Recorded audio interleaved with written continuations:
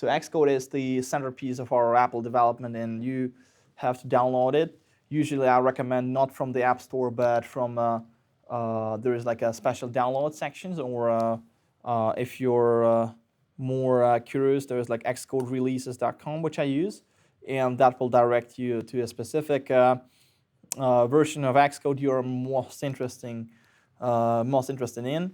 And after you download Xcode, let's start our task. What we are going to do today is basically a copy of the Apple Calendar, which will allow us to view events. So that will be our job, to view an event stored on a local calendar.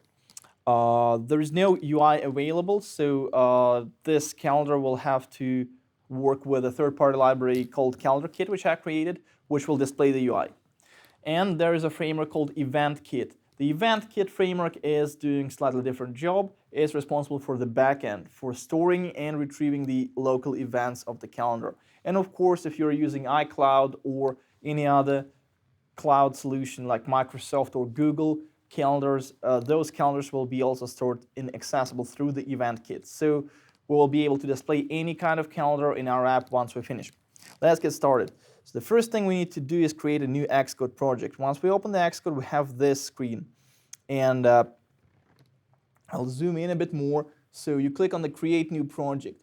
And then we have all these templated apps. They really doesn't mean anything because they just help you get started. But essentially, if you know what you're doing, you can just start with the empty template and continue from where you're interested in. We start with the iOS, choose the platform iOS, and we select an app. But we can select a multi-platform app. It really doesn't matter. And then click Next. And here we select organization identifier. Doesn't really matter. Anything would suffice. Hive, for example. And the product name will be Hive Calendar. And there are two ticks. Use core data and include tests. We won't use any of those for the matter, because we don't need core data for our storage. It's a storage framework, object graph framework. We'll use EventKit for that purpose. And then we click Next, and we are asked where to store our project. Just click Create on the desktop. I'll do it there. And now the project is ready for us. Yeah, unfortunately, what I've just said is wrong, because we'll need to redo everything. This is incorrect. As you can see, it imports SwiftUI, but you will know that SwiftUI is not what we are going with, but you should experiment with that yourself. Let's trash the project and do the same thing again. Create a new Xcode project, then we select the iOS, we select an app, then click Next. And we have a bit of different set of settings. We call it Hive Calendar, and the organization identifier is Hive.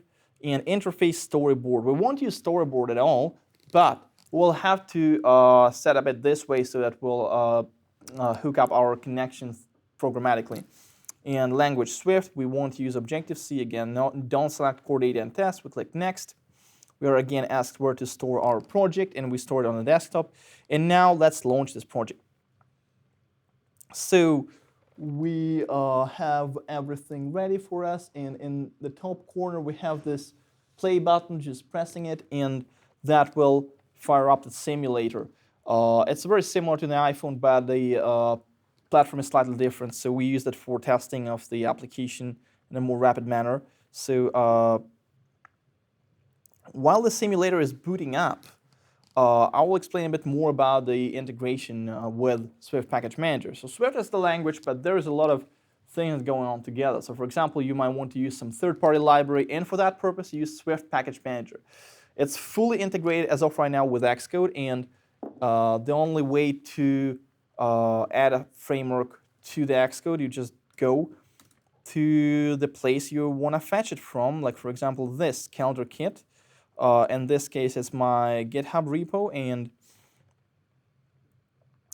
and then you select CalendarKit, which is the calendar library which we'll be using.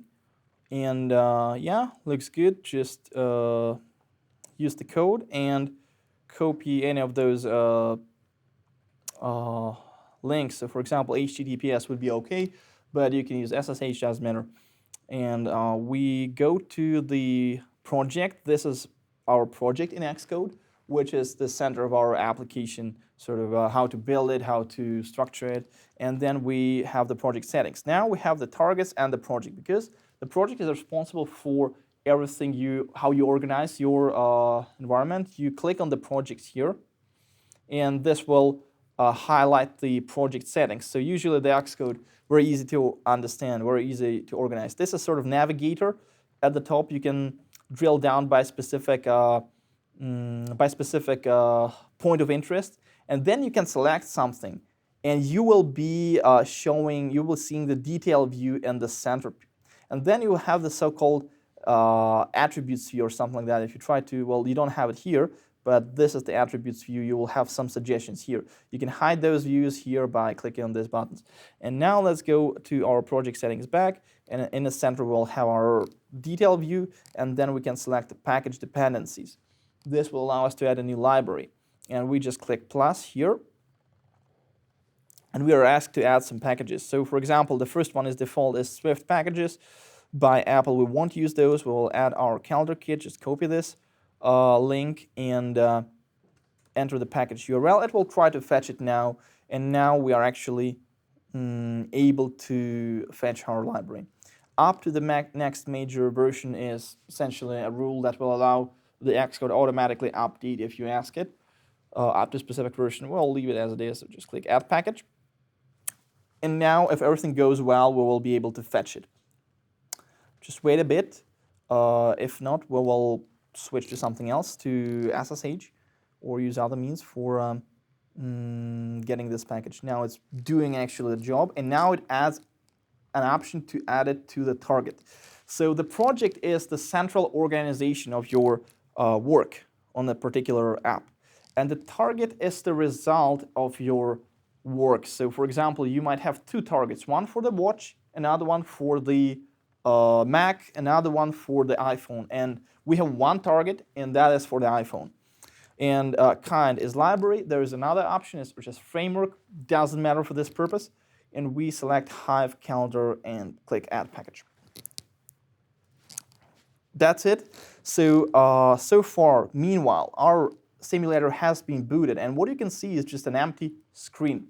Let's take a look and just check if we can launch it again. Let's relaunch it. So now everything is the same, but now we build our CalendarKit in it so that we have multiple libraries there. And let's see what's going on here. Well, it doesn't crash, it compiles, then everything is well. So now we will take a look at the storyboard file. As I said, we are not using the storyboard. We're going to just delete it. So the reason the storyboard is a bit obsolete technology, I do not recommend you to learn it at all. It's being phased out, so more and more, there is like basically two ways of coding UI in Swift. One of them is SwiftUI, and another one is UIKit, which is the lower level framework. We'll be working with UIKit here. And storyboard is the older, like visual UIKit compliant solution. If you want to have a bit more flexible way to work, a bit higher level way to work with the UI, I recommend you SwiftUI. But since we delete the storyboard, and we will need to do a bit more settings here in the project settings. So just go to your target, and now I'll delete this application scene. Scene configuration, session role, default configuration, storyboard name. So what this will tell that do not look for that storyboard because we deleted it. We will do the job ourselves. We will present the main screen in the code. Let's do it right now. I'll delete this. And I will quickly copy the code for the sake of speed because it's not very relevant to the actual job we're doing. So I'll just go to the example and copy it, but I'll explain it, of course. That's the code to instantiate the main window. Essentially what has been done for us automatically, we are doing that manually. And I'll just copy. This code is used to fix one issue with the app, and because of that, sorry, it's an app delegate. We go to scene delegate here and paste this code.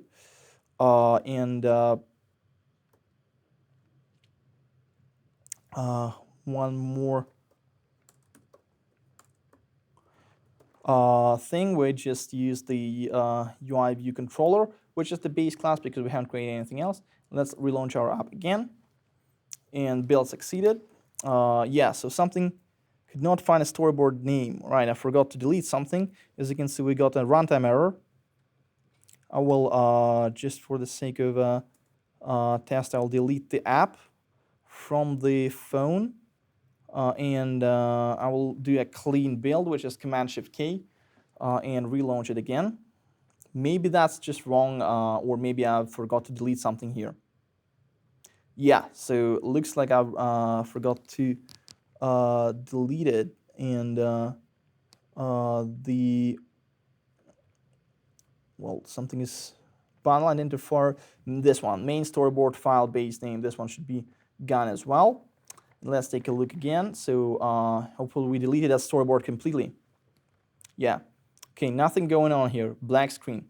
Let's take a look at what we wrote here.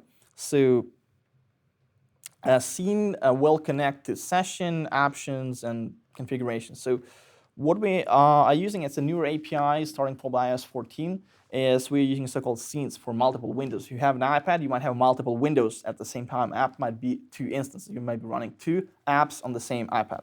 So for that purpose, you have this concept of a scene. One scene is essentially one screen for the app. And we are just getting the scene. We are getting the window. We're creating it here in the specific coordinates of that scene.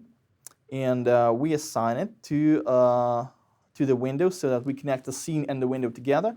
And we instantiate now what's going on here is essentially the rest of the app. So we create a view controller, which is a UI component that is used to display any information on the screen. This is for specific fix of the black status bar, so ignore it. You don't have to do it. And we then assign this window a root view controller. We embed it into the navigation controller, which will add this bar, which you usually see in iOS apps. I'll show it on as you can see, this white bar here. Or in case of let's open the calendar. This will be our navigation bar in the calendar, and every iOS app has this navigation bar. It's on the very top. So this is the bar which displays the title. So we set up that. And we have this view controller file which already created for us. And let's connect not this default view controller. Let's rename it first to calendar view controller. I will highlight and go to refactor and rename. So now we'll be able to rename it to, let's say, Hive calendar view controller, so that we know that it's our class and not something else. And for some reason, I will create the background color red. View.background color. I will just check that we are running on a good theme here. It's quite big. Background color equals red, so that we know that it's our color, that we set up everything correctly. And now I will remove this UI view controller, basically a root view controller, and I'll create Hive calendar view controller, and I'll just instantiate it. Now press play, and we should be able to see something else. Yeah. So it looks like, let's go and recap. We have this file, Hive calendar view controller, which is the file we have been working with. And we have this scene delegate, which instantiates this scene. This is, by the way, a pro-level iOS development. Usually everyone starts with SwiftUI. You're already starting with UIKit. This is like a way ahead. And yeah, you create a new root view controller, and then we embed it into this navigation controller, which allows us to go back and forth between multiple screens. And at this navigation bar, which I've shown, this one, this is the navigation controller. And then we just set this view controller to the window, and the window is this whole screen, and that's it. So we are ready to go. Now let's open the Hive calendar view controller, and pretty much nothing has been done yet, but we'll remove this background color. Maybe we'll make it comment this out. you use the command and the slash to comment or uncomment the code, so it will not be executed. And we import now CalendarKit. So since it's in an extra project, in an extra framework, we need to import that. And we change the root class here from the basic view controller to calendar view controller, because we can now use it. I think it's called day view controller, like that. And now let's relaunch our app again. All right, so I guess the job is done. Well, but really we need to hook up the data, and that's a bit more difficult task which I'll be working with. And by the way, why I suggest this approach of using the libraries early on. I know you've been told to re-implement everything from scratch, try to learn, understand the basics, but this approach, on the other hand, gives you a top-down view, so you understand the higher-level picture, how it works, and then you will go down and, for example, inspect how this calendar implemented there in the details. That will not overwhelm you on the other hand. So you can use sort of both approaches, the top-down approach for learning and the bottom-up, where you learn some individual functions. So yeah, everything works. We don't understand how it works probably, but I will explain. So this is the class declaration, and we created our own class. And this is the another class. And as you can see, it uses a slightly different tint. It's so this one is the Hive calendar view controller is blue, and the day view controller is green or greenish tint. And as you can see as well here, the view.load is blue, and the view.load super is green. The reason is simple. So this one refers to the other module, so that you know that you're importing something else. And then we need to override one method. We command and click on the day view controller, and we can go inside and see what is this day view controller all about. So as you can see, open class allows you to subclass it, and that's how it's meant to be used. It's a very easy way to access control, and very easy to restrict something from being imported by the client if you create a library, for example. And what we are interested in this method, as you can see, all of them are empty. We are interested in overriding method events for date. So the way it works is that the calendar asks the client for some event for every date. For example, what is the event for today? Do I have something to do? And the client or the developer in this case replies, no, nothing. Then we go to the next one. If the user scrolls, we'll ask for another one, and so forth. And it will return the specific events, and we just need to override. Let's write events for date. And we got the override of the method, and let's create just some basic event. Let new event equals event. That's the default class. And new event start date interval equals date interval. So we'll create just basic thing to basic event to test that it works. We start today right now, which is date always starts with immediately now, and we have the duration. Let's say 60 minutes by 60 seconds. And return this event. I think this should do the job. Maybe I missed something, but yeah, as you can see, we got something showing up. Now our purpose is to query the existing event of the iOS, for example, in the normal calendar, and return it here, so that we'll get, instead of this fake event, we'll get a real one and showing up there. So let's go back first and create something there. This is the default iOS calendar. They look very similar. And I will add a few more. So I'll add this one, test event. Now I will add another one here.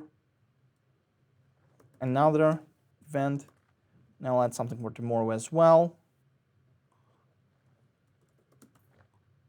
Perfect. So there is something going on now. And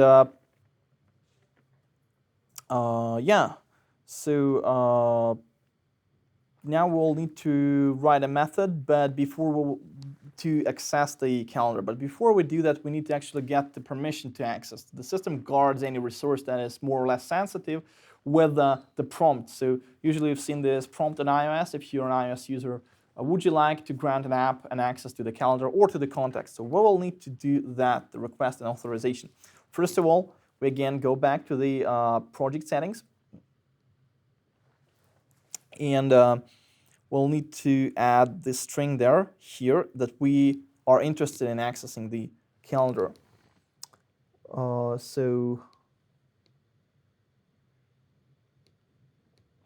Yeah, so it's called calendar usage description. Privacy and calendar usage description. And this string will be prompted whenever the app asks for it. So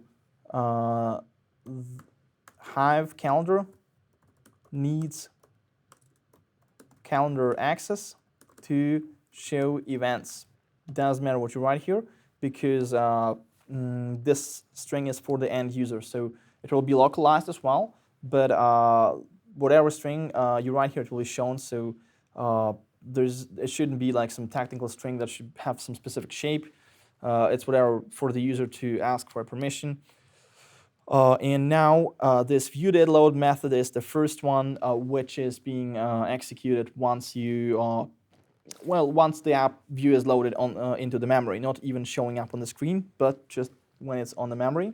And we go here in the viewDidLoad and we need to create a new function. It's very easy. First, creating a new function by just typing func. And you see it creates you a template here.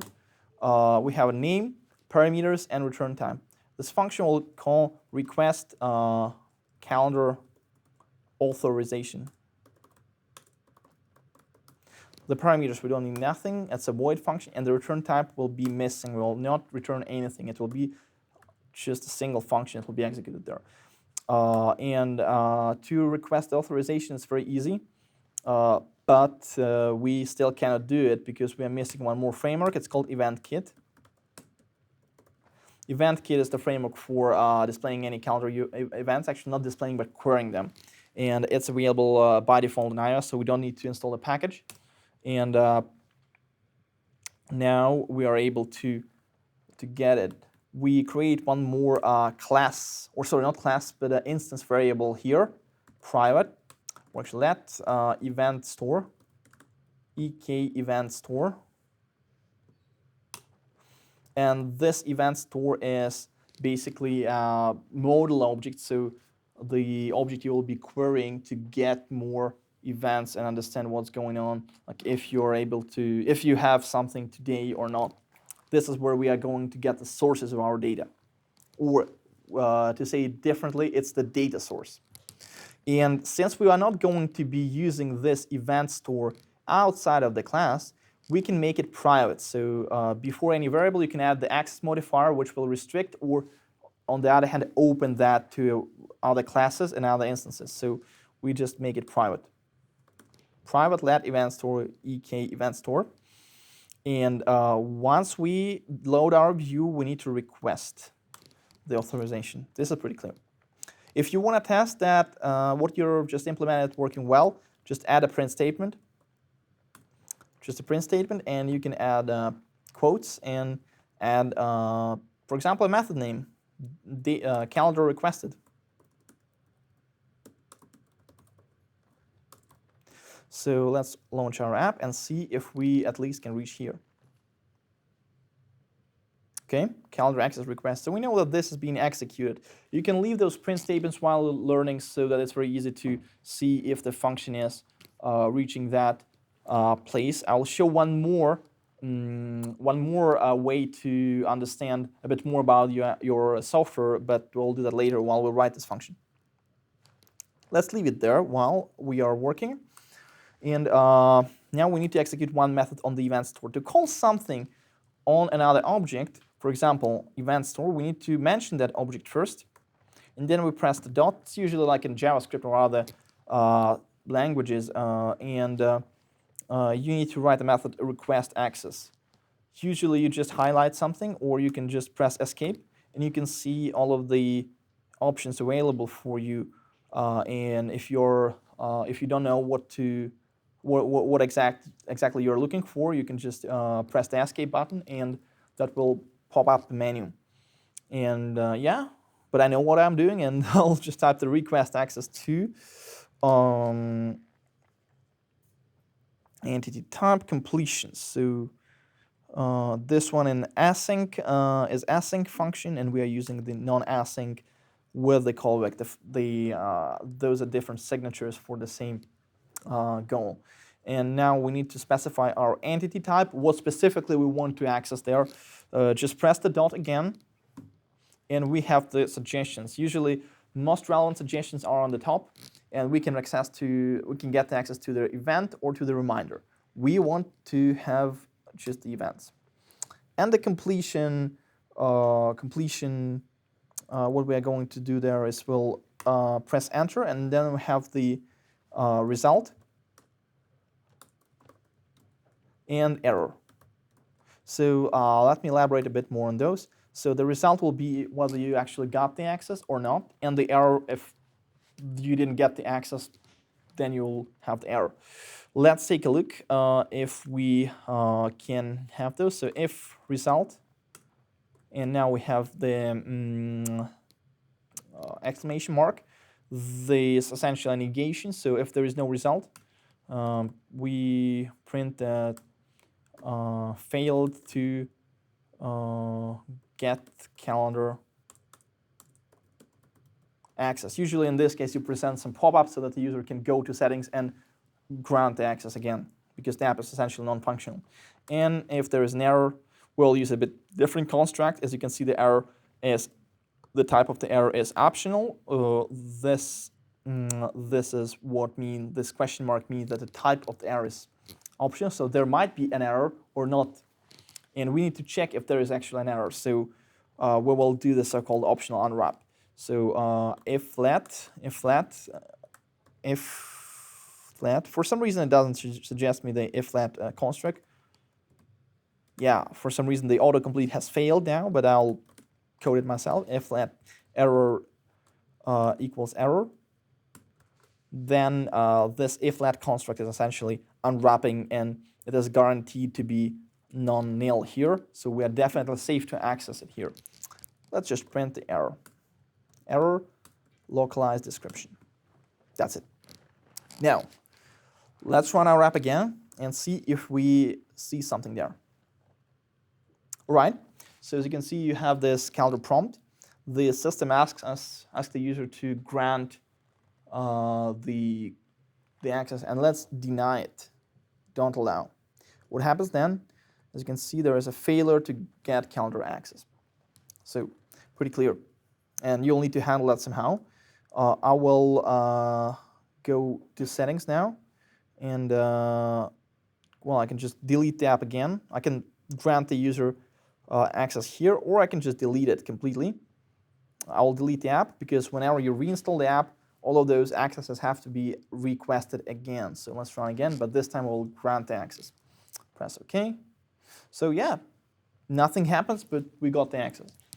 Now let's try to query the data here and actually replace our newly created event with something else. I'll show how we can add the title here, new event.title.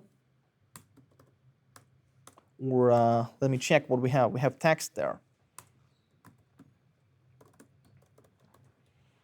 And we'll launch, and as you can see, there is a new event popping up. So we can now modify all of those parameters of the event, and this will be displayed on our calendar. So let's take a look at the API. The way to request we'll be still using the EventStore. The way to request the events from the EventStore is very simple. You just ask for them. I will move a bit up here so that I'll have some space. Let fetched events. EventStore, events matching, and then there is a predicate. So we need to embed a predicate here. Predicate is sort of the query you're going to pass. So if we need a predicate, we need to move a bit step up and create this predicate. Let's do it again. Let predicate. And we again query the EventStore. EventStore, predicate for events, and we can still, for completed events, for completed reminders, we need just events with start, start date, end date, and calendars. So let's take a look. As I explained, the Xcode had these 3 columns. You have this left column, which is like the navigator, and then you have like sort of editor or detail view, and the rightmost usually is the circled inspector, which will give you the details of what you're currently working with, what you've selected in the editor. So this is the most important column, like sort of the most broad one, the broadest one, and the right one is the most specific one. So, and the central one is sort of the work area. So we once we move our pointer, for example, to event, it will give us the declaration and some information here. Or if we move it to the debut controller or the EventStore, it will give us again the quick help and some discussion, important, and so forth. So this is sort of a very hands-on documentation. Now we'll take a look at the predicate for the event and read the documentation already in Xcode. This is why I like the Apple environment in general. It's very integrated, so you don't have to go and Google something or search somewhere or go to Stack Overflow. You usually understand what you need to do here. And parameters, the start date of the event fetched, the end date. So the date is essentially not just like a date. What is today? Like 8th of February, but it could be a specific time up to the millisecond. So it's a very specific point in time. And the calendars is the array of calendars to search because, as I mentioned, we have multiple calendars. We have like Microsoft and Google and Apple Calendar, and all of them are showing in the same app. So nil if we want to search all calendars. That's what we want to do. We'll just pass the nil there. And as you can see again, there is a question mark, which means that this parameter is not important. It's not required for the function to work. We start, so we need to have the start date and end date. Now, the CalendarKit asks you for the start date, and this is usually the midnight of the day. So you want to query for a specific date from the midnight to 11 p.m. Or basically to the midnight of the next day, essentially. That would be the easiest way to explain it. So now we'll need to pass the date here. Let's create the start date here. So it will be easier for us to work with, and that will be date. And we need to pass it here. But now we need to add the end date. So, and to use end date, we need to use the calendar because, as I said, the date is a specific point in time. It has no relation. It has no reference to the, let's say, day of week. It has no reference to the specific, let's say, date, month, and year. It has just specific point in time everywhere globally. And we need to calculate from that specific date up to the midnight of the next day. We need to use calendar. What at this location? What would be the midnight? What would be that point in time? So we create end date as well. And we don't know yet what it is. So, oh, sorry. We'll add some space here. And now we'll need to create date components. Because we want to add just one day. So date components actually works the other way around. It's a very specific semantic date. So for example, a Thursday of this month, the first Thursday of this month, or the 15th of January of this year, or of the previous year. But it has no relationship of the specific point in time. So it doesn't know which point in time is it. And the way to convert between them is to use calendar. Calendar bridges the specific points in time, the absolute values, and the semantic values. Because, for example, right now in Japan, it's probably a different day than here, and in the US, it's a different day probably than here as well. So, in different time of the day. But calendar can allow those conversions for us. So we just care only about date. And we put 1. If we put -1, that will mean the day behind that we are going to query. So we want to put 1. So it's 1 day ahead. And we calculate the end date by using the calendar. Calendar.date by adding, I'll just start typing. It is a fuzzy match, so it will try to search all of the strings and find something by adding value to, I think this one is what I'm interested in. Oh, whoa, I actually don't even need to use that. So, for example, I can use the component day and press 1, and to date is start date. So that's how I can do it actually much easier. I don't need this. But if you want to see what's going on under the hood, essentially it will be adding one date component. I'll just use that one. A bit more verbose variant by adding component to start date. That's it. And now we're ready to finalize our predicate because we were missing the end date, and we put the end date. And that's it. And the calendars, what's going on here? Okay. Let's take a look at the errors. So value of optional type date, because this might fail. So for some reason, because in some points of time and some time zones and in some calendars, you cannot actually get the date for one day, but in this case, we are pretty sure that it will be existing there, so we need to add an exclamation mark that will signify that we definitely want to request it, and we know that it will be there non-nil. We will be able to have this operation completed fully, and then this error goes away, and we put the nil for the calendar.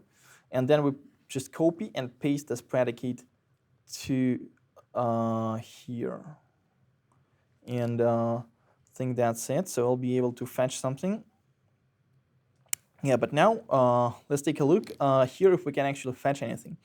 So I will put here a breakpoint on line 49 when I can move it anywhere, and this will allow us to pause the execution of the software and see what's going on directly in the memory. So I'll run again and see if we can actually get something. So, and here we have all the memory layout, everything that is going on in the left corner. And we can actually see that the fetched event property is set and it's available, and we can just print description of that. So we actually were able to fetch something already. And yeah, so everything looks good. Now our job is just to pass those events to the calendar. And as you can see, still just the same new event because we do not create this CalendarKit events, visible events from the data. We'll just do it now. And we need to iterate over this value, over the fetched events, and we need to transform them. For that, we'll use so-called closure. I'll show how that works. So we select let CalendarKit events. So those CalendarKit events will be of the type just event. That's the CalendarKit's CalendarKit's class. As you can see, all of those event stores, they also highlighted in the green because that's an external class for our modules, for our app. And we use the CalendarKit events here. We'll press equal because we'll want to receive them into this variable, and we start EventKit events or fetched events dot map, and I will try again. map, and the map is an array function that basically accepts another function which you want to apply to every component. So it's usually used if you want to transform a set of, or array, or a set, or any collection to a collection of some other objects. We just select that. We press one more, and we are now here. We want to define our variable. How are we going to call it? So this is the variable that will be invoked each time it goes over next and next and next event, and we just name it EventKit event. So in here we put the code that will be invoked for each of those events. And now we'll just copy this and paste it here. And what we see here is we create for each of those EventKit events, we create one CalendarKit event. I will even rename it, refactor rename.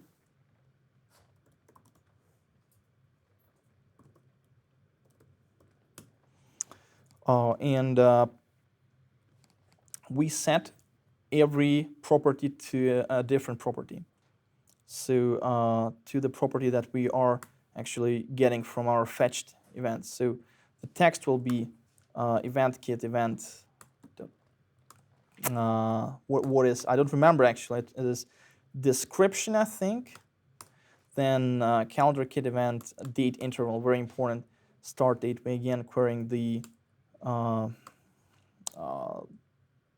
EventKit event, start date, and duration is not really applicable. We'll use end date.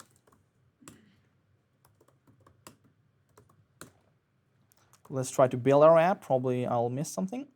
Looks good. And then we need to pass the color. Again, we go CalendarKit event, color, background color, text color. So we need to use just the color. And it might be actually missing, so we need to check if the color is there. So yeah, this one would be title, by the way, not the description, because description is like a less important information. And we need to get the color of the event, and it's not the event that has the color, it's actually the calendar that's having that color, because red can be like for Apple Calendar and green for Google Calendar, or for like your work and leisure calendar. So you need to use optional wrap again. Let calendar color equals EventKit event dot calendar, because you can fetch another object by subscripting with the dot, and then you can use color, CG color, because it's an older framework. It's called Core Graphics. You just select it, and if that variable will be available, you will be able to instantiate another one, which is called UI color, which is a bit modern one. Let calendar UI color equals UI color. You can transform it from the CG color, calendar color. So just a normal transformation, and then you just set it back to the CalendarKit event.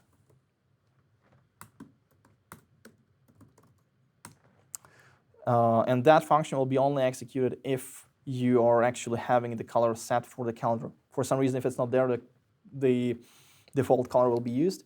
And yeah, I guess that's it. One more thing is some of the events are so-called all-day events. I'll show you now. For example, here we can actually create one just for fun. And I'll mark it as an all-day event here and press add. So it's displayed at the very top.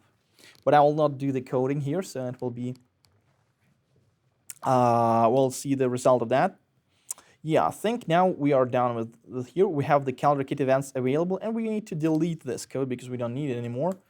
We'll just return our CalendarKit events. And now, if we just run it, yeah, can't convert any event descriptor. Interesting, why is it? Okay, so now we have a problem. The problem is because Swift uses so-called type inference to try to guess the next type. If it doesn't understand which type, like which kind of event you're talking about, is it CalendarKit or is it EventKit, or maybe it's a some view controller or some other object, or maybe it's a Boolean, it fails because it needs to know every type at the compile time. So we need to help it. We need to help Swift, and but we can do it by adding the signature here, event. So now it should be running. Missing return enclosure. So we need to return this event because the function transforms one. It takes this EventKit event and transforms it back to something else, but it doesn't return anything. So we need to take one from the array and we need to return it to the, let's say, control. And this function will be applied for each event there. And then we return the CalendarKit events. Now it should work. Let's take a look. Wow, now the event, test event, but no all-day event for some reason. I don't know why. Probably because it doesn't have the date set or something else. So if we scroll further, oh, look at that. You actually have an all-day event, but it's displayed not that well because it has the date set from the midnight to the another midnight, and that's it. So we would like to actually show it the same way as in the Apple Calendar. That's pretty easy. We just need to set that property and pass it. As you can see, we are not passing this property right now. We'll do it. So we set CalendarKit event. Let's take a look and test if we add is all day to true for every event. That will cause every event to be displayed in the top. Very simple. So now we just need to set this property to the right one, and the right one will be, we just pass is all day. It's very simple, very straightforward. So let's relaunch our app again. And looks good, but I'm still a bit not satisfied because it doesn't scroll up to the first event.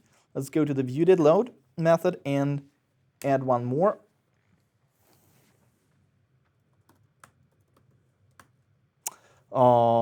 Calendar, day view, auto scroll to first event, or maybe I can use here auto. No, so calendar, day view, auto scroll to first event, true. So now it should scroll to the first event. There are a few problems with this code, but basically this is what we got so far, and it's pretty good. So in just an hour, we built a fully functioning calendar that actually works with similar events, and I'll demonstrate this by adding a new event here. And let me just add one more calendar first here to demonstrate you that we have a purple calendar and let's say red calendar. So now we have 3 calendars there. So I'll add a few more events. Let's say 10th, change to red, just to see that it works all correctly, and purple event. It's got it. So this is the Apple calendar. The iOS calendar looks very similar to one we built. Now let's relaunch our calendar, and we should get pretty much the same result. And now the event, test event, we scroll further. Purple event, and it's indeed purple one. We scroll further, and it's red. So yeah, it's actually passing the color, it's passing the data information, it's passing the names, and everything works flawless. So yeah, this is not where the project is going, because you can actually add everything, including editing and including refresh. For example, if I add something else, red event, blue event. If I go back, it will not be shown here because the app we've just developed does not listen to the system events that the calendar data has changed. You need to refresh. That's why it's missing. But if we scroll here, probably it will request again, and we see it again. So there are lots of things to improve. And you can do it yourself because you can just find it on my GitHub, and there's a full implementation already available with editing. So, and there is a full tutorial also available. If you're interested in continuing and building this project, you can build your own Apple Calendar in just like 2 hours with this library. And I think you'll learn quite a lot. So that's it. That's the project. Before we go forward, before we have our networking event with our guests, do you have any questions and maybe you have a mic there so that we can pass and I'll answer all the questions right now.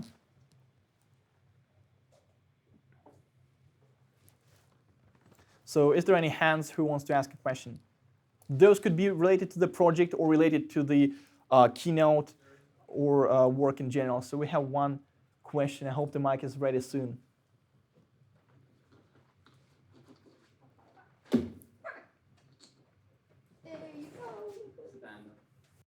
Yo, so I'm just interested in, for example, you have .event Okay. or .red in colors sometimes, and I'm just curious, like, where does it take it from when it's dot? So as I said, the Swift programming language is usually, by and large, strictly typed language. At least it tries to be where it can infer the type to suggest you the type. So it guesses the type. Because it expects some value to be of some type, we can just ignore the type and we can just pass the constant. I'll show this with the color, for example. So let's check the background color. Background view dot background color dot on equals, and now we have the dot, and we have pretty much suggestions. But as you can see, the color is of type UI color. So if we want, we can actually do this UI color, and we can press again red. That's what's going on under the hood. This UI color is being substituted there because it knows. It doesn't need that information from you, and it will just help you. That's the benefit usually of Swift, and when you work, usually it's very easy to use that functionality. You just don't even think about it. And in Objective-C, unlike Swift, there is no such functionality. You have to type the whole thing, the whole class method, the whole class or instance method, the whole class name, and so forth. So that's called type inference, and this is called auto-completion by the type. So you don't short version of the type of the constant. So if we click on that, you actually see that this is a color object with RGB values of, well, specific object and alpha value of that, and that's a class variable. This is the type of UI color. Well, I don't want to go to the documentation, but I can go there. I can go to the red direct, and I can see where it's defined, yeah. So this is what it means. Thank you. Any other questions? You said now the popularity is going to Swift and not like Objective-C, right? Long ago, yeah. Yeah. So if you will want to hire someone, will you want them to know Objective-C, be profound in it, or doesn't matter to you anymore, just Swift? Yeah, so you are starting now. Imagine you are starting with this right now. It will take about 6 months for you to get on a level that you can get like an internship or an entry-level job, or 3 months if you really focus on, and then you can get like an internship, easy. Just build 1-2 apps. With that in mind, it's not right now, so it's in the future, and most of the code base, I would say, I work on it's Swift. But the legacy code base sometimes is Objective-C, but even I work not that much with the Objective-C. All of the new code is written in Swift. And moreover, what I've shown here is both Swift and the framework called UIKit, which is specific for iOS. But if you can take a look here, UIKit, import UIKit. But now there is a different framework, SwiftUI, which is which is common for Mac, for iOS, for iPad, and I think for tvOS as well. I'm not sure. And that is where you should really start, because it is way easier to learn. So you will be faster to learn the basic with SwiftUI, and then you will, once you are proficient with that, you will learn all of that easy. If you know SwiftUI, it's a bit easier for you to learn Swift. If you learn Swift, you understand all those system frameworks, so you learn them. That's where the core is. You need to understand the system frameworks and their interactions. Then Objective-C will be just a language switch. It will be very easy for you to get. So don't look at it right now. Look for SwiftUI and Swift. That's where you should focus on if you're interested in that. Or look for UIKit. That's okay as well, because now we have sort of parity, and still I would say 80% of jobs require UIKit, maybe 90. But in 5 years, the positioning might be changed a bit. The reason is because it's a very mature industry now compared to what it was 10 years ago. So even the Swift adoption took about 4 or 5 years, in my opinion, to get up to like a widespread adoption. It only in 2018, 19, 20 overtook Objective-C. So prepare for a bit slower pace of SwiftUI domination, but that's still going to be increasing in the coming years. So focus on Swift, focus on SwiftUI or UIKit, and you'll be good. Don't focus on Objective-C at this stage.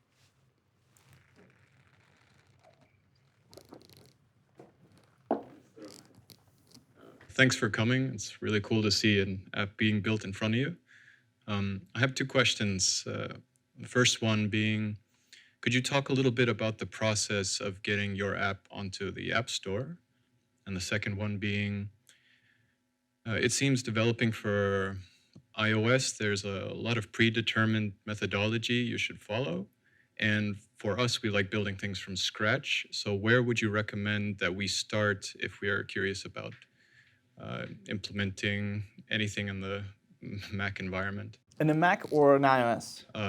Well, if iOS is an option, then yeah, whatever. Well, you can start with Mac. It doesn't have to be iOS because the technology is very, very similar. For example, like all of the frameworks, except CalendarKit, obviously, which I've created, are available on Mac. Well, UIKit is replaced by AppKit, but still. So you can choose. But EventKit is available. The API is exactly the same. You can write, what I can do is I can just click a button. This app will be a Mac app right now. So that will be using a technology called Mac Catalyst, by the way. If you're developing iOS, you can convert your app to a Mac app. So yeah, your question was how to start with which technology? For example, if we wanted to just learn Swift and the whole ecosystem better, let's say we want to draw a wireframe model on an iOS device, and we want to do it as how would you recommend that we approach that kind of a process? Yeah, so to start, where you can start? So I think you can start with this sample apps. That's a good idea to experience a ready-made app. So like this calendar app, you can just download and run yourself and then inspect how it works. It's very straightforward. That's why it's kind of a tutorial project, so you understand how it works under the hood. And on the other hand, what's cool about it is that you have already packages. So iOS development is not something you do, or macOS, without the libraries. You have a lot of libraries and you need to use them. So that's another benefit of learning how to use on a very, very high level, how to connect things together. Like today, we just wrote like 1 or 2 functions. And all those functions were to connect a lot of frameworks together to coordinate and get the result we want. But on the other hand, there is a very important thing to get to the proficiency in coding. Types, understanding the feel of the language and sort of internalizing that. For that, I recommend the playground. So you select a new, and instead of project, you select the playground, and I will show what that is. So if you want to test something quickly, you can use those views, for example, but I usually don't use, I'll just use the blank. The playground is, if you're familiar with a Wolfram Mathematica, that's a similar like notebook, or Jupyter, that's a very similar concept. So a scratchpad, or you can just press play, and it will take a while, but with Playground you can compose and prototype anything. You can create classes here.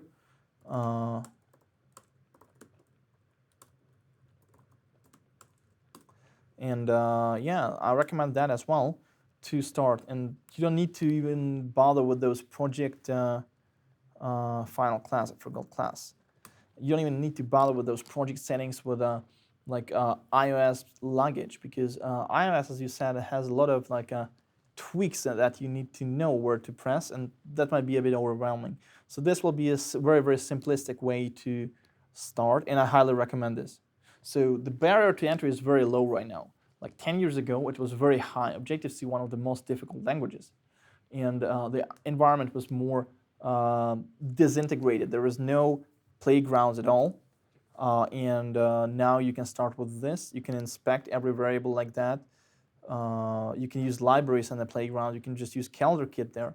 as well. So think about it. You can. This is very good for development. And could you also talk about the process of getting your Yep. app onto the App Store? So the process of getting an app to the App Store involves like a few things. First of all, you need to get an Apple development program, which is $10 per year, and then you will be available on the App Store. Then you add your app there. So if we want to, for example, deploy this app, so what we want to have is we'll need to apply an icon there. We'll need to create a template on the App Store. It's just like a bookkeeping. You create a new app, and then you use that development account to upload the app. You press, for example, here, product archive. Well, I need to change it to a generic iOS device. Product archive.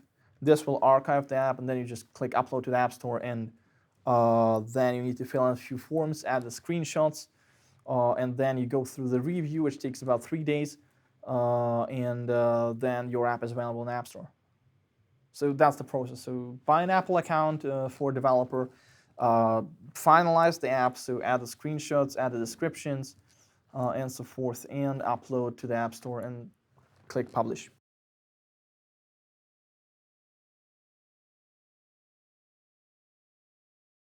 Yep. Can you go back to the calendar view controller, please? Yep. I saw that you are importing all the events, here, and then you need to convert them into your kind of events, like Yeah. 2 different object types. Yeah. What's the reason why you choose to create your own event type or event class where there was already one already existing? Because so first of all, what is those frameworks? We have EventKit on one hand, we have CalendarKit on one hand. EventKit storing and retrieving events. CalendarKit displaying event-like calendar data. So now, what I've shown is we are using the EventKit as the source and CalendarKit as the display. But now, usually the customers, they flip the source. They don't use the standard calendar. They use something else. For example, your core data store, which is more powerful framework for an object graph. And you sync that object graph with your own backend so that those events are not showing up on your normal calendar and are shown only on this app calendar. So that's one of the reasons. So it's flexibility. And because of that, you cannot use those events, which are EventKit events. And actually, that's not even my own class. That's a protocol. So what's usually happening is that the users create their own class there, and they connect that class into the CalendarKit. So it works. So what I've shown is indeed, I've just converted them. But there is a different version of calendar of this app, actually a more advanced one, where you have the ability to edit the events like on a real calendar with a drag and drop. So pretty much everything works like that. And for that one, you need to create your own class because that's advanced functionality. And that class bridges the gap. So the flexibility is the answer because you don't want to make it rigid. I'll actually show. So event is here, and the event is a class, as you can see. There are some properties and some default functionality. But then, if we go forward, this is inside the CalendarKit, as you can see.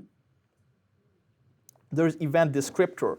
An event descriptor is the protocol. So whatever has those properties is an event descriptor. And CalendarKit doesn't really care about the events. It cares about those properties. So if that thing, whatever you're passing it, has those properties, it can be displayed. Moreover, in fact, in this calendar app, I have an EK wrapper which wraps around the which wraps around the EventKit event and just forwards those properties. So essentially, what you've said is already implemented in the sample app, and that's the only reason. Another reason is that there is a bit more. That data type of the EventKit is mainly for storing and retrieving. But when we think about the data type and data model for the display, it has a lot of different properties. For example, the color of the stripe here,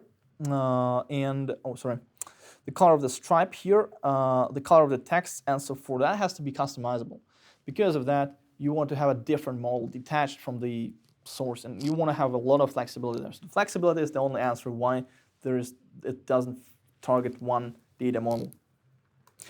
You will learn a bit further that there is like a model view controller framework. Maybe you know already that. So most of the Apple ecosystem pre-SwiftUI follows that model of design, model of architecture. Any other questions? Yeah, Dan, please go ahead.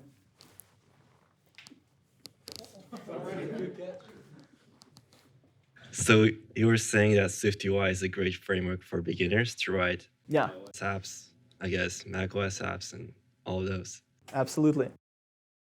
Is it possible to write a calendar app in SwiftUI? Yeah. You have to bridge the library into the SwiftUI and then use it as the SwiftUI view. So moreover, all of those views are interchangeable. So while SwiftUI as being a newer framework, you can just bridge any UI kit view into SwiftUI, and that's actually what I've been doing a lot in my work. And usually you build some components, low-level components like a button, and then you use it in SwiftUI at the higher level.